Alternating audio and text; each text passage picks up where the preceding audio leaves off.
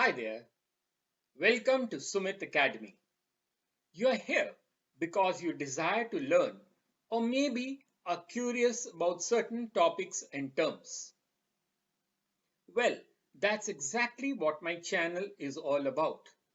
So do subscribe now so that you do not miss out on any video which may interest you.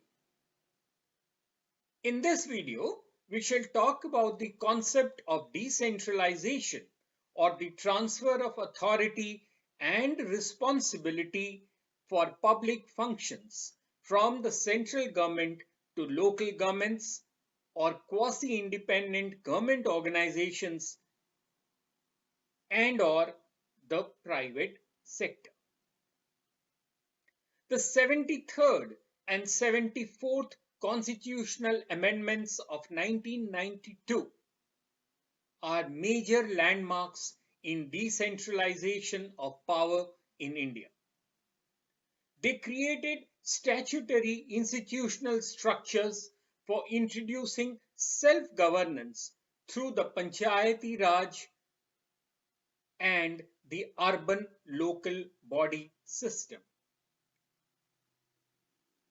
The primary goal of this democratic decentralization of governance is to accelerate socio-economic development within a participatory framework at the grassroots level. The 11th plan, remember those 5-year plans? The 11th plan had accorded priority to providing access to quality healthcare and education, particularly in the rural areas and for girls, minorities, SCs and STs, backward classes, and BPL families. Below poverty line BPL. It also emphasized programs of employment under the Rural Employment Guarantee Program. Access to clean and good quality water, sanitation, housing, and electricity are also critical. These services are delivered at the local level, and this calls for both empowerment and accountability of the relevant authorities and effective monitoring of service delivery, particularly for low-income groups. Panchayati Raj institutions or PRIs are specially suited for implementing programs of this sort. Being local level governments, they are closer to people than civil bureaucracies, distant policy makers, and academic thinkers. PRIs have intimate knowledge of locally available physical resources and of the technologies which can be adopted for exploiting local resource potentials. Of course, suitable technology in areas like agriculture or for watershed development has to be selected with the advice of experts. So now we have a situation where the experts will come and help out the Panchayati Raj institutions. A major role has been assigned to the PRIs, to the Panchayati Raj institutions, in planning and implementation of development programs in the rural sector.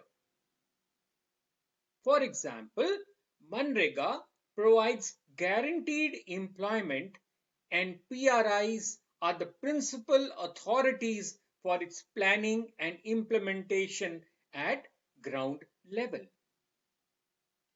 The ambitious plans for elementary education and primary health care are also being implemented with full involvement of the local communities through the PRIs.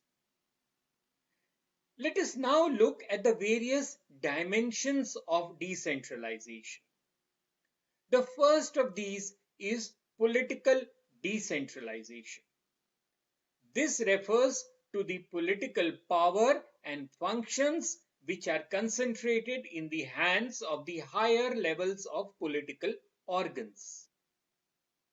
Now, these are decentralized to the lower level political units. For instance, political powers of decision making are decentralized from the state governments to the Zilla Parishads, Samitis, and Panchayats. The second dimension is functional decentralization. This implies the transfer of functional responsibilities to the specialized units in the various sectors, as well as staff resources such as education and health departments. The third dimension is administrative decentralization. This refers to the devolution of authority to the lower officials in the administrative hierarchy of organizations. It may also mean decentralizing powers or functions to the subordinate units which are statutorily granted.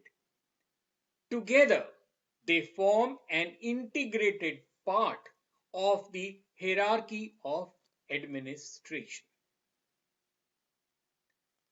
The fourth dimension is economic decentralization.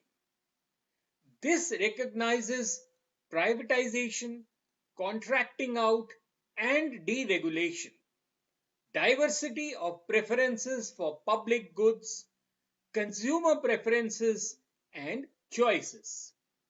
It also involves fiscal decentralization, which deals with who levies and collects what taxes and who makes what expenditures.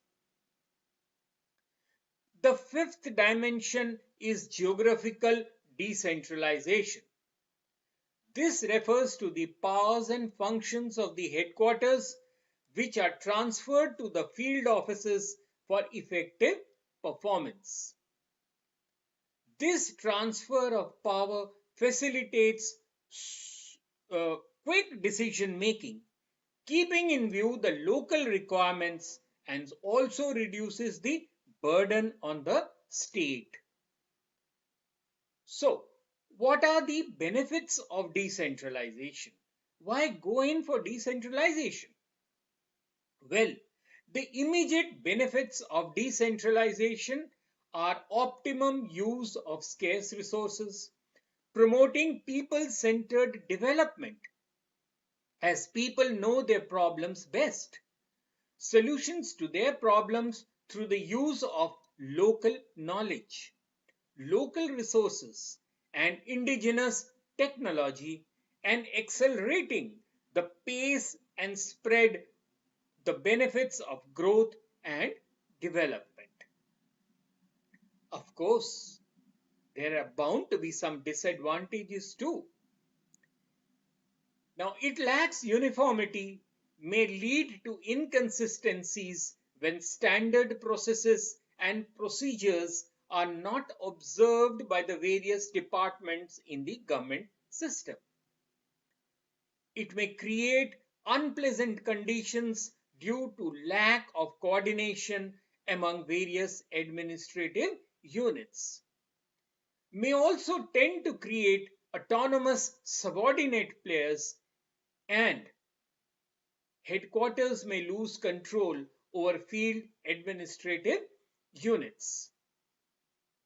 It may also result in duplication of functions and misutilization of funds due to lack of control.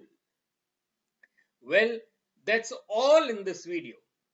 Hope it will be useful for you in your endeavor.